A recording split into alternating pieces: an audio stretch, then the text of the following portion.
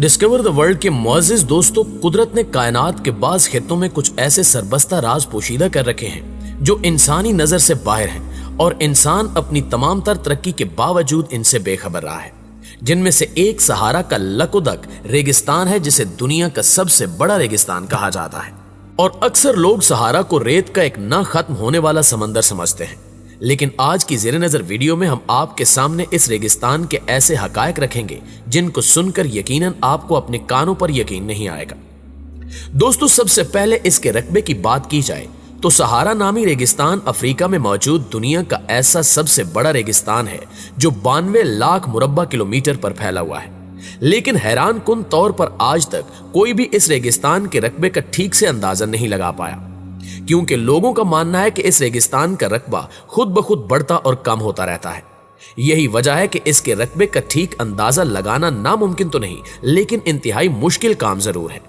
जबकि साइंसदान खुद भी इस बात पर यकीन रखते हैं कि इसका रकबा वाकई बढ़ता और कम होता रहता है।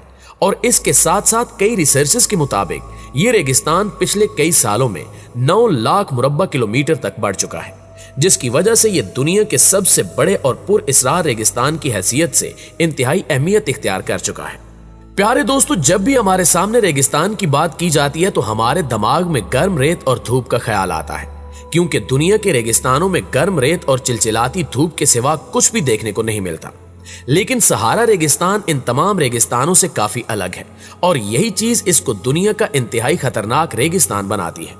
जहां एक तरफ दुनिया का हर रेगिस्तान पूरा साल गर्मी और रेत के तूफानों से घिरा होता है, तो वहीं सहारा रेगिस्तान में एक वक्त ऐसा भी आता है जब इसकी सारी रेत बर्फ से ढक जाती है, क्योंकि यहां बर्फबारी भी होती है।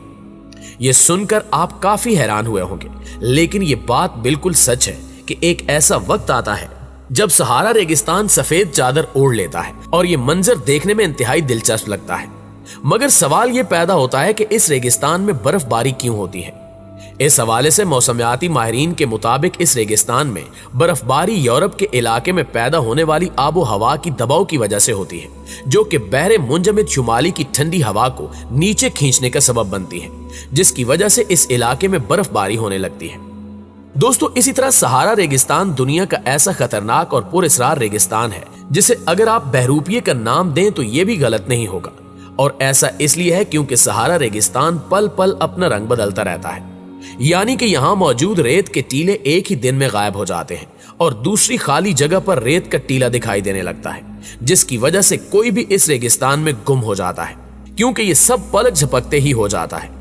इसलिए यहाँ किसी नक्शे या कंपास के अलावा आने वाले लोग भटक जाते हैं। सहारा का ये इलाका सदियों से काफिलों के लिए गुजरगाह बना हुआ है और कहा जाता है कि ये इलाका हमेशा से ही एक रेगिस्तान नहीं था, बल्कि इसके मौसम में मुख्तलिफ अदवार में तब्दीलियां आती रही हैं।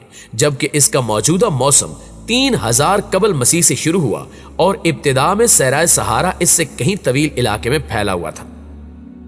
इसके अलावा आसार कदीमा के माहिरीन को यहाँ ऐसे आसार मिले हैं जिनसे पता चलता है कि यहाँ कभी इंसान के अलावा बड़े जानवर यानी भैंसें और हाथी वगैरह भी पाए जाते थे। आपको ये जानकर भी बहुत ज्यादा हैरत होगी कि साइंसदानों के मुताबिक इस रेगिस्तान में आज से 6000 साल पहले न सिर्फ हरियाली थी बल्कि एक जंगल भी था। लेकिन इस बात का अभी तक कोई जवाब नहीं मिला कि अगर यहाँ हरियाली और जंगल था तो ये पौधे और दरख्त कैसे गायब हो गए। कुछ साइंसदानों का कहना है कि ज्यादा हरियाली ने ही इस जंगल को दुनिया के सबसे गर्म और पुरअसरार रेगिस्तान में बदल दिया है। और वैसे जंगल और हरियाली का ये दावा किस हद तक ठीक भी लगता है, क्योंकि सहारा रेगिस्तान से बहुत से डायनासोर्स के फासिल्स भी मिले हैं, जिनसे जाहिर होता है कि एक वक्त था जब यहाँ जंगल आबाद था, जहाँ डायनासोर्स रहा करते थे। किसी भी रेगिस्तान में किसी का भी रहना मुश्किल होता है और यही वजह है कि कोई रेगिस्तान में बस्ती आबाद नहीं करता। लेकिन अगर रेगिस्तान के किसी कोने में पानी होता है तो वहां जानदार भी देखने को मिल जाते हैं। और इस बात को यहाँ रहने वाले नापता कबीले वाले लोग साबित भी करते हैं, जो कई हजार साल पहले सहारा रेगिस्तान में रहा करते थे। आज से तकरीबन 6000 साल पहले नापता नामी कबीले की जानिब से बनाए गए बड़े पत्थर भी यहाँ से दरियाफ्त हुए, जो किसी चट्टान से बनी हुई सलेब की तरह नजर आते थे। और ऐसा माना जाता है कि पत्थर का बना ये स्टोन एज पत्थर के जमाने से भी कई साल पुराना है। लेकिन आज तक ये कोई नहीं जान सका कि पत्थरों का बना ये गहरा क्यों बनाया गया है और ये किस बात की तरफ इशारा करता है। वाज़ रहे कि सहारा रेगिस्तान में एक नदी भी बहती थी, क्योंकि सहारा रेगिस्तान हमेशा से ऐसा नहीं था, बल्कि मौसम के बदलने से इसमें बहुत सी तब्दीलियां आ गई हैं। एक तरफ जहां साइंसदान मरीख पर पानी की खोज लगा रहे हैं, तो दूसरी जानिब उन्होंने इस रेगिस्तान में भी यह दरियाफ्त करने के लिए सर धड़ की बाजी लगा रखी है कि यहां पानी है कि नहीं।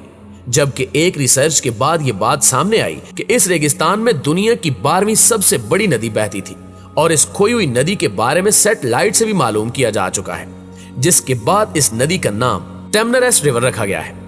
इस नदी पर आज भी तहकीक की जा रही है, लेकिन अभी तक ये बात कोई नहीं जानता कि यह नदी इस रेगिस्तान से कितने साल पहले गायब हुई और इसके गायब होने की क्या वजह थी। लेकिन फिर भी कुछ साइंसदानों का दावा है कि 5000 साल पहले यहां एक और नदी भी बहती थी।